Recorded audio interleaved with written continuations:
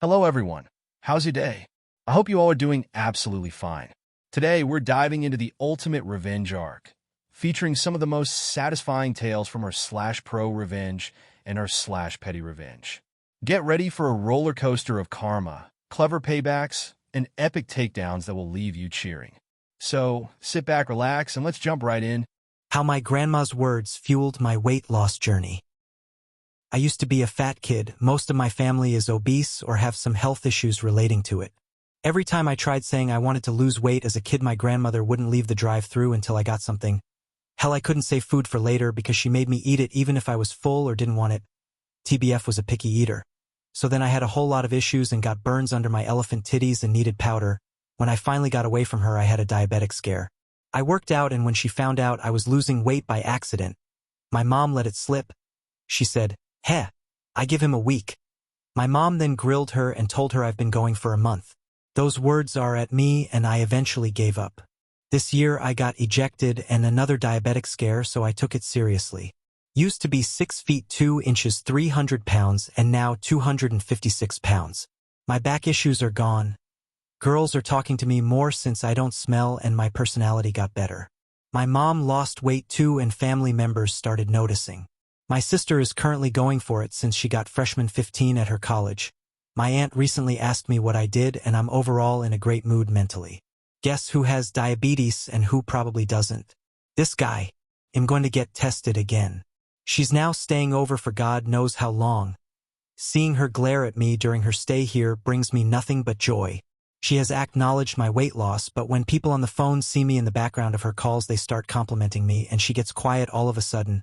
Those words she used to ruin my motivation is now lifting me to new highs. Hatred and pettiness is the only thing motivating me. Take that, you chicken cutlet, ham-legged, circular sausage-filled, meat-sweat, full-speed waddling-looking ass. When weight loss is brought up, you try to make yourself invisible, but I see you.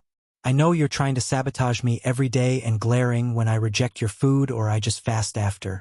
I used to walk around shirtless out of uncomfortability, but now I occasionally do it to spite you. Make all the digs you want at me. I don't care, it means you are watching me, the firstborn grandson, your granddaughter, and my mom losing weight, and seeing the misery on your face brings me joy.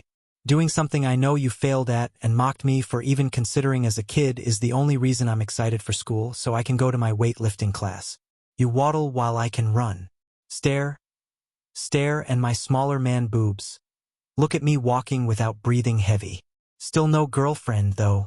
This story from our slash petty revenge is the ultimate glow-up. Despite his grandmother's constant mockery, the narrator turned her words into fuel for an incredible transformation, losing weight, improving his health, and inspiring his family. Now he's thriving while she's left to watch in silence. Proof that sometimes the best revenge is success. Petty sysadmin gets an hour of questions to reflect on life choices. So, this happened years ago, but it still makes me smile. I moved countries and was on a temporary visa for a while, which meant I couldn't get a proper role in my existing profession, where I was a fairly experienced sysadmin for a popular package at the time used by many corporates. So I filled in the time with IT help desk first-line support, and in one role got a reputation amongst my peers for knowing this particular package pretty well, so I would get all those tickets.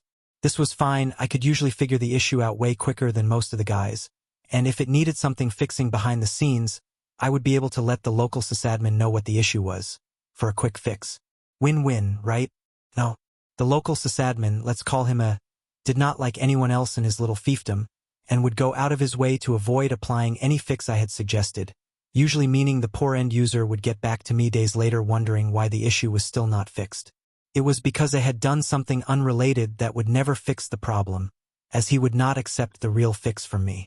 I started managing him by not giving the fix but nudging him in the right direction, and hoping he would not take it as a challenge to his authority, but rather something I was too dumb to figure out so he could victoriously win one over on me.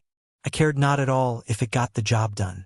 The contract came to an end soon enough, my proper visa came through, and I moved on and got a good role elsewhere, forgetting all about One day, my new manager called me in to help interview a candidate for a role on our team. I walked in, and was delighted to see a waiting for us. He shook my manager's hand, then turned to me, and I watched as the recognition hit him and he visibly sagged. I said nothing and was in fact very chirpy and friendly, asked extra questions, and was generally fascinated by what he had to say, particularly around teamworking and people skills. He was sadly unsuccessful in his application, largely due to me telling my boss what a douche was immediately the interview concluded. My favorite part was that all the way through the interview we both knew he wasn't getting the job, but I got to make him sit through it anyway. And people say the universe doesn't care. Delicious. TLDR. Petty sysadmin regrets his life choice of being a douche to me when I get to choose whether he gets a job or not. This sysadmin story is a perfect example of karma. The narrator gets back at a fellow sysadmin who constantly sabotaged their work by making him sit through a job interview he knew he wasn't going to get. The best part? The petty revenge came full circle when the narrator's feedback led to the failed interview, leaving the troublesome sysadmin to reflect on his life choices. Guzzle my tea, pay the price. My dad wasn't abusive, but in addition to his physical and emotional abuse, he did things just to piss people off. So we grew up on homemade iced tea.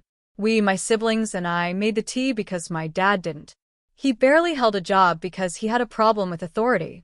My dad would wait until we would fix a glass of iced tea, mix it with sugar, lemon, and ice, and sit down with it. Then he'd walk up and drink the entire thing. Just guzzle the whole thing. Then he would complain about it. He'd say, "Too much lemon, not enough," or my favorite, "Too sweet." My dad was obese. Nothing was too sweet for him. Besides, why would he drink all of it if he didn't like it? Why couldn't he ask us to make him one? Sometimes we'd ask if he wanted a glass, and he'd say no but drink ours anyway. He was just a dick. So, one day, I knew what he was going to do. So, I used salt. My brother was watching me and looked at me like, WTF. I just put my finger over my lips.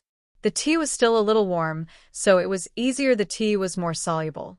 I mixed in that salt and then added ice. I sat down with a sandwich like I was going to have lunch. Sure enough, my dad walked over and picked up my tea and started guzzling. He then ran to the sink and spit it out and coughed. He was yelling. I said, "What's wrong? Is it too sweet?" I worked so hard not to burst out laughing. My brother was in the corner with his head down and shaking with laughter. My father glared at me. He never drank my tea again. Talk about a petty but perfect revenge. This story from our /petty revenge shows how a child got back at an abusive father who always drank their iced tea and complained about it. After adding salt to his glass, the dad's reaction was priceless. From that moment on, he never touched their tea again. Sometimes, a little mischief is the sweetest form of payback. My ex tried to cheat on me in plain sight, so I made sure he got exactly what he deserved. My ex was one of those guys who thought he was so clever at hiding things, but let's be real, women have intuition for a reason. One night, while we were at a party, I caught him blatantly flirting with another girl, even though I was literally in the same room. He denied it, of course, and acted like I was overreacting. So I decided to get even. I knew he was super protective of his Xbox, so I spent a weekend at my friend's place while he thought I was cooling off. While I was gone, I logged into his favorite games and sold all his rare items and gear, worth hundreds of dollars, to random players. When he finally realized what I did, he blew up my phone, but by then I'd already dumped him and blocked him everywhere. Moral of the story: don't try to play me, because I'll win every time. This story from our /pro revenge shows exactly how to handle a cheating ex. After catching him flirting at a party, the narrator decided to get back at him by selling his prized Xbox items worth hundreds of dollars. When he found out, it was too late. She had already moved on. Moral of the story? Don't mess with someone who knows how to play the game. And that's it for today's revenge arc. Whether it's turning petty slights into powerful motivation, getting back at a toxic coworker, teaching a lesson to an abusive parent, or showing an ex that messing with you has consequences, these stories prove that revenge can be sweet, clever, and totally satisfying. If you enjoyed these tales, don't forget to like, comment, and subscribe. And remember, sometimes the best revenge is just living your best life. Stay fine.